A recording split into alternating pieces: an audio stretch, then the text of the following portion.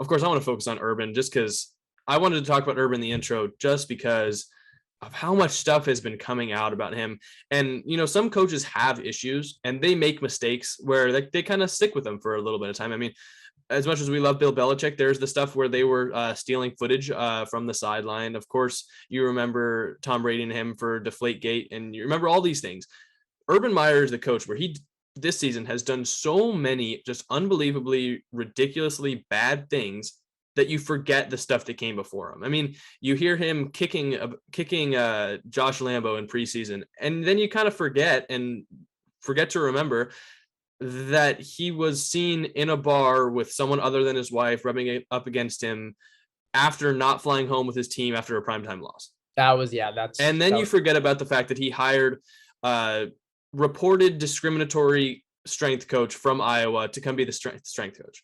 And that makes you forget about the fact that they drafted Travis Etienne in the first round and then said that they were planning to use him as a slot receiver, and then openly admitting he didn't want Etienne at that pick and he wanted Kadarius Toney instead. It's like there's a huge list. You could write like a 2-page list of all of the things that Urban has done, I guess, since he joined the Jaguars. And every step of the way, we were there saying, you know what, I'm getting this weird feeling. Like, I just don't know if Urban's meant for the NFL. And right since the hire, we all kind of were skeptical about it. And I feel like it all came full circle. I'm glad that some of those Jaguars players, James Robinson, Trevor Lawrence, I guess Lambo isn't quite on the team anymore, but I'm glad they all kind of got that out of the way. Urban's finally off the team, out of the NFL. I think it's another nail in the coffin for college coaches in the NFL, but that's a different story. I think Urban, as of now, I think I understand a little bit more, why he wasn't hired at another college. I think I understand why some players tend to not like him. But it was just, I mean, I think you could say it's one of the 5 stories of this year in the NFL.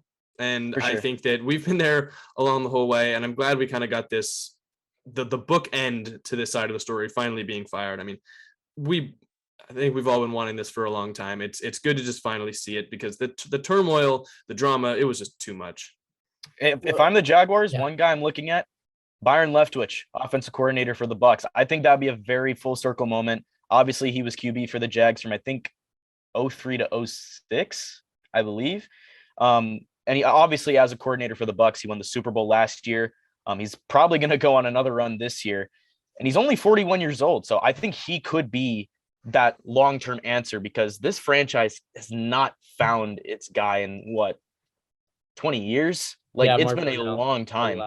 So I think Byron Leftwich could be that guy. I think he's my top guy right now. Well, look, I think for the this was a team that this was probably like my worst take ever on this pod. The fact that the Jags won 7 games, but again, this is still a really talented team and they've shown it in some games. Right. And again, like I said, I think Urban, I know I'm trying to defend the take, but I think Urban is the reason why this team is 2 wins right now. And it's not maybe one of the reasons. Like, I think he's one of the main. He's the main reason. Because the unnecessary narratives he brings on. And look, if you're a coach, right, or if you're trying to get a head coaching job in the NFL, and I'll kind of make this quick. There's only 32 out there, and this one you've got, one of the most talented college quarterbacks to ever come out, and we really there's not enough on him yet. And yes, I know he's played bad, but there's still time to salvage it, right? Like, this isn't a guy who's in year 3 and it's like, all right, this is Sam Darnold.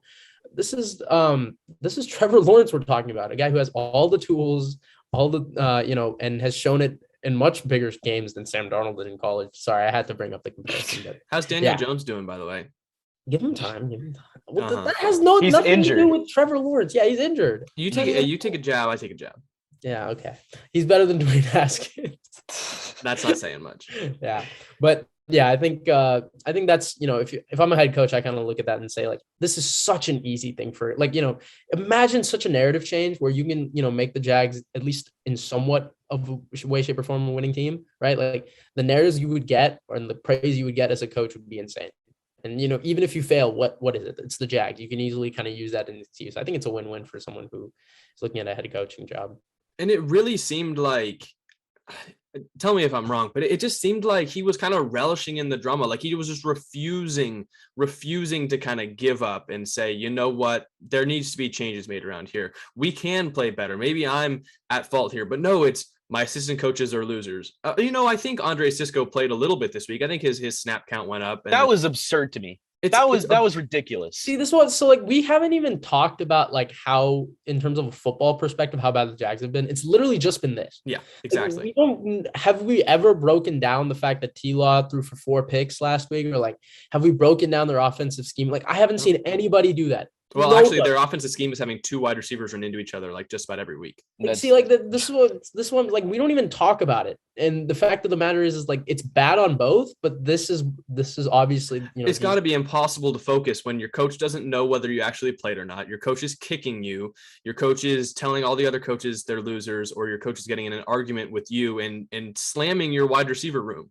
Like, I think the main part, like we can focus as much as we want on the stupid things he's done or said, but I think the main part was just the stubbornness, and that just drug down the entire team. Like there's no way that you can, as a player, play through that. Yep. No, and this is the last thing I'm going to say about Urban, but you're right. He can't hold himself accountable. He never did. Never. Even when Robinson wasn't getting the carries that Trevor Lawrence was asking for. He didn't do it in college either. So no, he didn't need to. That's the thing. All of that success in college ruined this moment. When James Robinson wasn't getting the carries that Trevor Lawrence asked for in the post-game press conference, the media was just going in on him, and all he had to do was give honest answers. So when a media person asks, why isn't James Robinson getting these carries? What was your game plan? Why didn't you give him the carry?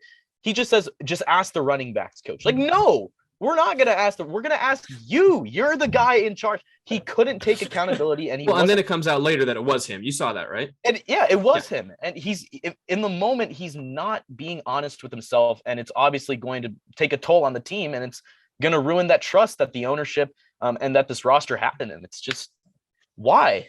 It was that college to the NFL transition that Anish talked about coming into the year, where you're going from some kids who aren't making any money, and they're just kind of playing for you. They come in and out every couple of years, to you're running an NFL franchise where everyone is using this as a job. This is their livelihood. And when you're in college, you don't have to explain things to the kids. You say, you know what, I got a couple 4-stars behind you who want some carries too. But you coming into the NFL, it's James Robinson, undrafted free agent who's on a nothing contract and won't make money for the next couple of years. And you actually have to explain to the media, to him, to the rest of the team, why he's not getting carries. In college, it doesn't matter. And he had success for so many years at Ohio State and other schools, and Florida, that he didn't need to explain himself. He could say, this is the reason this worked. You guys have to do it. If not, you're going to get benched because our recruiting classes are insane. But he comes to the NFL, it's not the same deal. And he's like this weird blend of like, there's the coaches that are kind of like the dictator coaches like Belichick, where if you fumble, you're not going back into the game. But at least he's going to own up to that. At least he's going to say it. It's probably to your face, and he's going to say it to the media. Urban would do stuff like that and just kind of back away and say, like, I don't know what you're talking about. I didn't do that. He's going to kick a player and say he didn't do it. He's going to not care about Andre Sisco, but then back out of that question when he's asked. It's like, it makes no sense to me. I'm just glad he's gone. I know we talked a lot about, hey, this is a Jaguars segment, I guess, because, glad they're finally getting some attention from us. But I will say this too, like, from football perspective, I think because there have been coaches that, like have figured it out. Like Jimmy Johnson won 1-15 his first year, and he was from college, right? So like there are coaches that have sometimes figured it out if you give them a couple of years. Like, for example, I still believe that Saban could have figured it out. He went 15-17 with no quarterback with the Dolphins. So like I'm of a belief if you had given Urban time for Urban amongst all of this, I think from a football perspective, he could have figured it out. But it's just this personality. That was the problem, right? And again, in the NFL, personalities are a huge issue. That is something, character is one of the biggest things in football. And because it shows so much easier in the NFL. And I think, like, as I was saying, in the beginning of the season, and even what Jack was alluding to now, like these are 18, 19, 20-year-old kids, right? Like we're college kids, like, and I still feel like a kid. Like if someone were to tell me like, hey, you got to do this, I will listen. Right. But, try and telling a 27-year-old, to sit on the bench, or like, saying like, I'm in charge of you, right? Like you never see college players argue with personnel. In the NFL, it happens a lot. Right. And, it happens a decent amount of times where a player will be like, well, sometimes argue with their positional coach, or, even with the head coach. We're even seeing it now with Trevor Lawrence, who's like 20, 21. I mean, yeah. So, yeah, I think that's kind of my final thoughts on it. If you guys want to move on to another takeaway, or you guys want to say anything else?